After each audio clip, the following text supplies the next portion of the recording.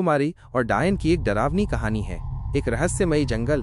बहुत समय पहले एक विशाल राज्य के किनारे एक घना और डरावना जंगल था। लोग कहते थे कि उस जंगल में एक शक्तिशाली डायन रहती है जो राहगीरों को भटकाकर उन्हें अपनी गुफा में ले जाती है। राजकुमारी कामिनी, जो अपनी सुंदरता और बुद्धिमत्ता के लिए जानी जाती थी, ने इस डायन की कहानी सुनी और उसे चुनौती देने का फैसला किया। एक अंधेरी रात में राजकुमारी कामिनी अपने सबसे भरोसेमंद सैनिकों के साथ जंगल में प्रवेश किया। जंगल में अजीबोगरीब आवाजें आ रही थीं और हवा ठंडी और डरावनी थी। जैसे ही वे जंगल के बीच में पहुंचे, उन्होंने एक धुंधली आकृति देखी।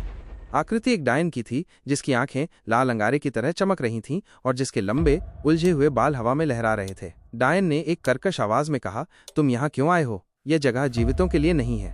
राजकुमारी कामिनी ने बिना डरे जवाब दिया, मैं तुमसे लड़ने आई हूँ। तुम लोगों को क्यों डराती हो? डायन क्रोधित हो गई और उसने राजकुमारी कामिनी पर हमला कर दिया। राजकुमारी कामिनी और उनके सैनिकों ने बहादुरी से लड़ाई लड़ी, लेकिन डायन बहुत शक्तिशाली थी। उसने अपने जादू से सैनिकों को पत्थर में बदल दिया और राजकुमारी कामिनी को अपनी गुफा में खींच ले गई।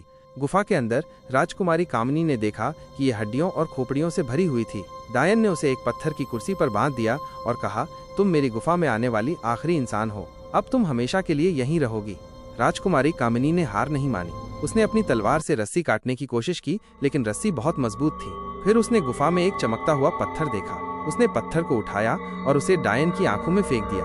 पत्थर से डायन की आंखें फूट गईं और वो दर्द से चीखने लगी। राजकुमारी कामिनी ने अपनी तलवार से डायन का सिर काट दिया। डायन की चीख से पूरी गुफा गूंज उठी और फिर सब शांत हो गया। राजकुमारी कामिनी गुफा से बाहर निकली और उन्होंने देखा कि उनके सैनिक वापस इंसान बन गए हैं। वे सभी खुशी से राजकुमारी कामिनी के पास गए और उनका धन्यवाद किया। राजकुमारी कामिनी ने डायन के श्राप से जंगल को मुक्त कर दिया और वे सभी खुशी खुशी अपने राज्य लौट गए।